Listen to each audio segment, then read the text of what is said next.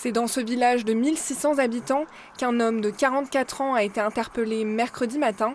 Selon le journal Libération, il aurait acheté une poupée à caractère pédopornographique sur le site AliExpress.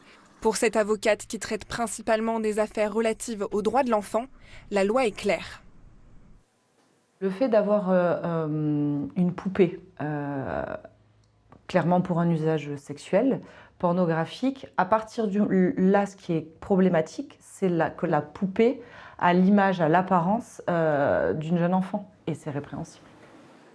Lors de la perquisition, ce sont finalement 3 poupées qui ont été découvertes.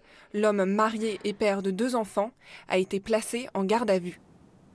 Les enquêteurs vont très certainement, à mon sens, perquisitionner tout le matériel informatique, donc tous les ordinateurs, tablettes qui vont être présents au domicile et le téléphone portable, bien évidemment, de la personne, pour pouvoir voir s'il y a du stockage d'images ou consultation de sites pédopornographiques. Une opération d'envergure au niveau national. 60 enquêteurs ont permis d'identifier une vingtaine d'acheteurs de poupées infantiles. Parfois, j'ai entendu dire « c'est pas si grave, c'est que des poupées ». En fait, la réalité, c'est que c'est très grave.